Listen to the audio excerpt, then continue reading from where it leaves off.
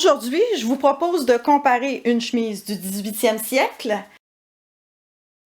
avec une chemise du 19e siècle. Les chemises ont été réalisées à partir de patrons originaux. Pour le 18e siècle, on parle de l'art de la lingère, qui peut être fait à partir du patron La Fleur de Lys, qui a été fait lui-même selon les instructions de cette fameuse lingère.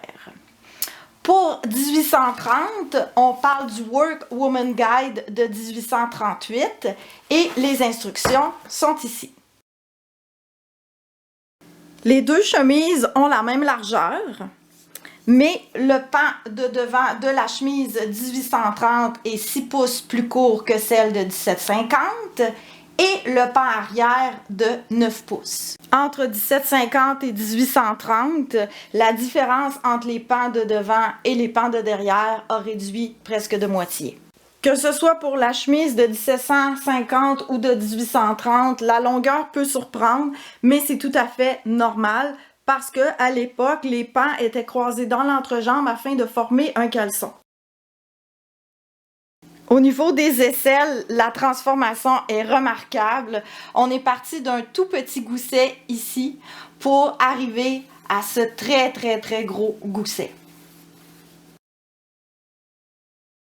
Quant aux manches, elles sont beaucoup moins longues et beaucoup moins larges en 1830 que par rapport à 1750. Si on regarde la forme des manches des vêtements qui étaient mis par-dessus, on comprend tout de suite pourquoi.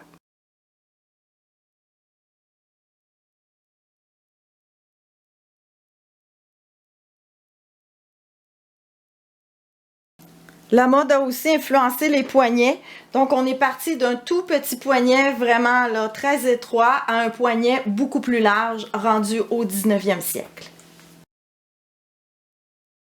Enfin, quelque chose de pareil, on parle de la bande qui va sur le dessus de l'épaule et du triangle qui sert à ouvrir la forme pour poser le collet. Pour les collets, la méthode de montage est la même avec les petits plis, le gousset qu'on vous a montré. La différence essentielle, c'est au niveau de la hauteur. Les collets 1830 sont beaucoup plus hauts et il y en a même là qui peuvent être encore plus grands. Petite note au sujet des boutons. Au 18e, c'est pratiquement toujours des boutons de fil, alors qu'au 19e siècle, commencent à apparaître tous les boutons en ocre, en corne, pour orner les cols de chemise. Les boutons de fil, c'est vraiment des petits boutons qui sont faits avec du fil, très facile à faire à la main. Il n'y a pas d'anneau à l'intérieur, c'est vraiment que du fil. Dans le patron La Fleur de Lys, vous avez les instructions pour en réaliser vous-même.